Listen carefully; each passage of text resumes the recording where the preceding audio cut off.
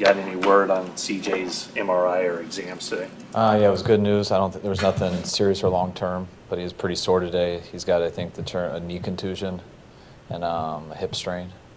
He's pretty banged up though, but a little too sore to see how long it's going to last. So keep looking into it tomorrow. We'll look more into it tomorrow. Get a little more information on when he'll be ready to practice. And I mean, would you go ahead and make the call early in the week and commit to giving Jimmy all the reps, or is that something? Yeah, I'll probably have an answer for you guys on Wednesday. I'd like to talk to about the staff. I'd like to watch some Chicago first.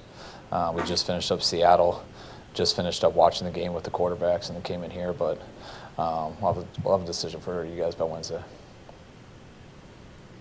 Because snaps are so limited during the regular season that you have to make a decision by Wednesday anyway in order to give the guy the requisite number of snaps? It definitely helps, and especially when you're dealing with two guys, one's a rookie quarterback and the other one basically is also, with him just being here. So to give those guys the best chance to be successful, you want to give them all the reps, which still isn't enough reps. So anytime you split those evenly, it's kind of a disservice to both. So if you need those reps to make a decision, I've done that before in other situations, and you have to do it, but that's usually a situation you want to try to avoid.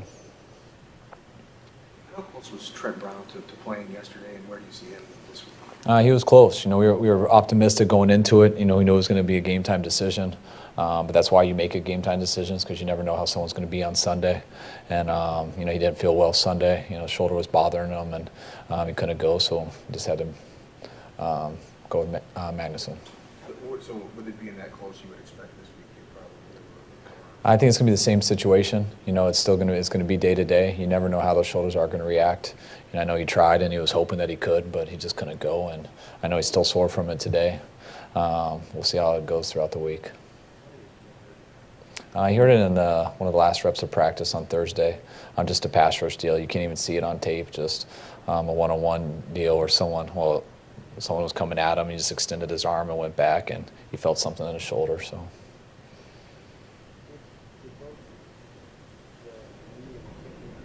It happened on that same play? Yes. Yep.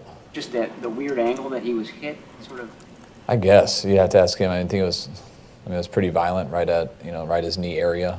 I'm sure that jarred something into his hip that went to his whole body. He hit his head pretty hard at the end of it, too. He fell pretty hard.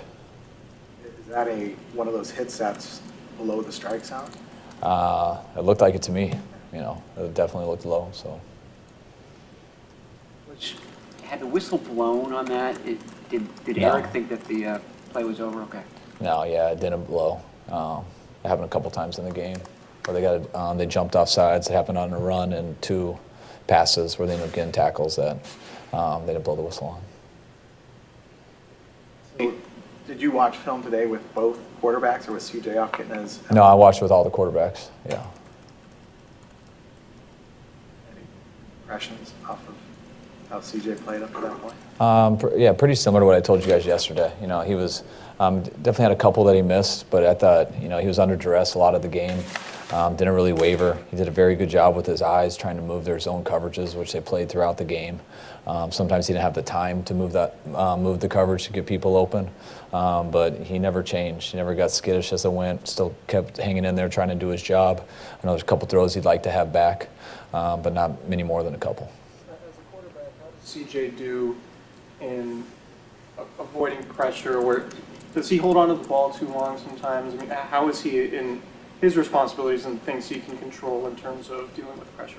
I think both. There's not an absolute answer there. I think CJ has done a very good job of not watching the rush.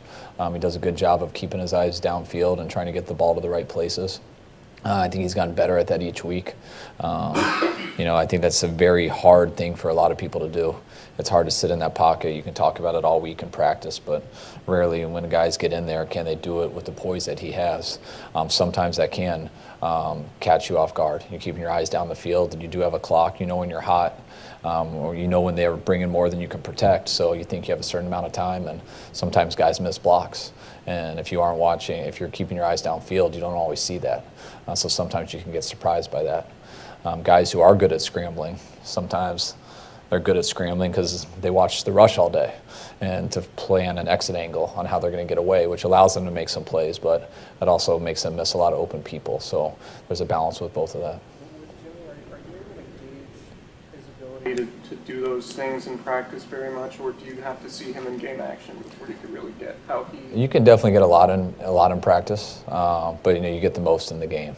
But yeah, you can get it from both. It's always different too. They know you can't hit. They know they can't hit you in practice.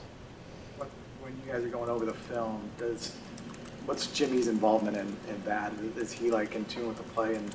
Yeah, he watches it. He learns a lot. He's learned a lot from watching CJ and talking. He asks a lot of questions. Those guys are great in there. Like, we don't hold anything back. Stuff CJ is seeing, it's not like he waits till we're alone to talk about it. He'll say it right there, and Jimmy will ask a question and vice versa. So they definitely help each other. We've got a very competitive room, but we also got a lot of confident, good people who, when we're in there, we're all just working our hardest to get better. Yesterday that Jimmy looked good on the non-scheduled stuff that he was involved with on Sunday. How's he done on the scheduled stuff in the practice? I mean, how does he look when he does get in there, timing-wise? He's gotten better. It's still a work in progress, and it will continue to be throughout the year. And hopefully he'll be a lot more comfortable going into next year. But things change. It's not automatic. He had a couple things in there in the game. I believe he got one scramble and 2 passes. One of them hit a guy perfect in rhythm. The one to Aldrich, I believe it was 3rd down, or was it 4th and 6? The 4th and 6 one, and then he got the off-schedule one scrambling around and bought some time and got the ball to Lou and got us in the end zone. Give an update on Raheem Mostert. Yeah, he MCL, he's going to have to go on IR. And also Eric Magnuson's going to have to go on IR also. What's wrong with Magnuson? He got a foot sprain in the first half. I think it was early second quarter, which we didn't know about it. He toughed it out, played throughout the whole game, and it's pretty bad foot sprain, so he's going to have to go on IR. And I was pretty amazed, got a lot of respect for that guy for staying out there and battling through that, especially with how short we were at tackles. On top of that, what have you learned about him this year? Because he's a guy that didn't necessarily play tackle for a lot of it. He's earned our respect a lot. I think everyone in our building. He made this team as an undrafted guard, center, an inside player, and he's been thrown in there to play tackle. And the game's not too big for him. I told him, our O-line coaches told him just a couple hours before kickoff that he was going to be starting. And I think it surprised him a little bit, but if you would have saw his face, you would have been pretty confident. I mean, the guy was fired up to get an opportunity. Loves going out there and playing. The game is not too big for him. He's not scared to fail.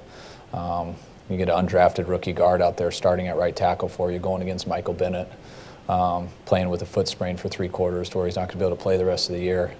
And he doesn't flinch, doesn't hesitate, just keeps complaining, doesn't say anything, and that's a guy that I'd love to play with.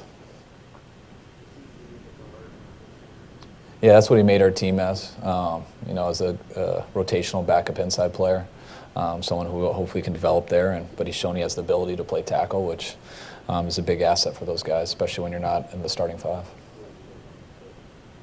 Bringing up 2 guys from the outside or from the practice squad? Yeah, we're going to have to do that tomorrow. We got a couple guys in our practice squad who are options, and then we'll go through the people who are out there. Probably bring in a few guys for workouts tomorrow. I know those guys are working on that now. And then, just from a number standpoint, we're going to have to decide on someone. So it'll be between whoever we work out and the guys who got on practice squad. Daryl's got some ability. That's why we kept him here. He got one play in that game when Joe went out for a little bit. He's continued to get better. He's made a lot of progress here over the last month or so. And he might get thrown in there a little bit more, which we'll find out when that happens. But regardless, depending on how you handle it, it usually allows guys to get better in the long run. You talked last week on the radio about Jimmy, and what you said, it sounded like a franchise tag was something you thought was a likely outcome for the off season. Is that accurate as far as what you think might happen with him? Is that the logical?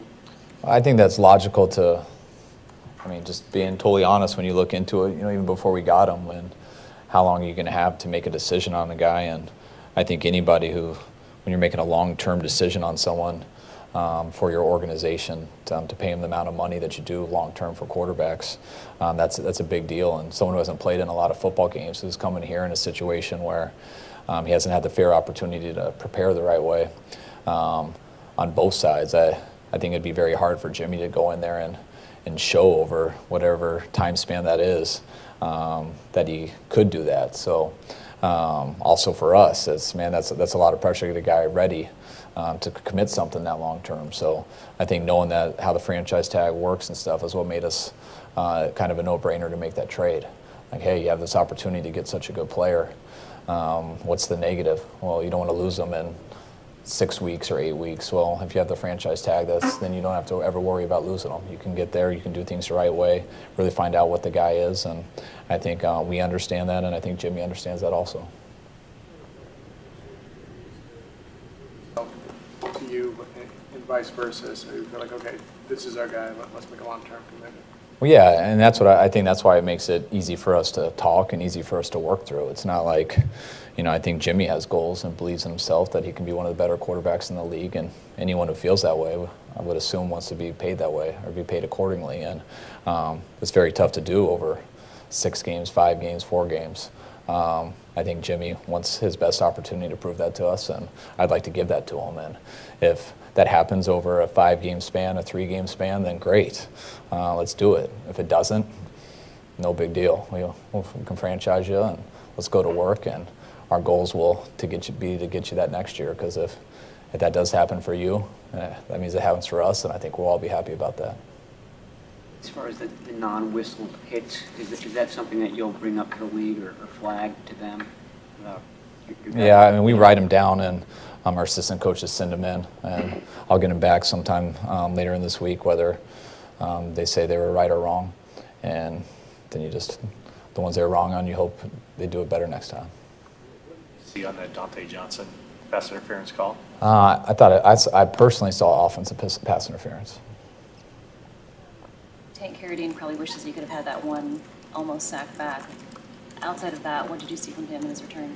I thought he played hard. He did a good job. He plays our 6 technique. He does a really good job on DNs. Is very good in the run game. Had a few opportunities in the pass game. I think just like Ronald Blair, when he came back, they had a solid first game. I think Blair's gotten better each game since. I think Tank did good too for his first game, and I expect him to take a step forward next week. Expecting Adrian Colbert to practice on Wednesday? I'm expecting him to practice. He'll be limited. And that'll definitely, we'll see how the week goes with it and how it heals and how he feels. There is a chance that he could play this week. Feel definitely better about him the following week versus Houston, but there's another chance. Dropped into coverage a little bit in the second half. Is that something that you want to see from him? It's not necessarily from him. It's just whenever you run a zone dog and you bring 4 guys to a side and 2 linebackers, in order to play 3 deep, 3 under. After that, you have to drop a defensive lineman.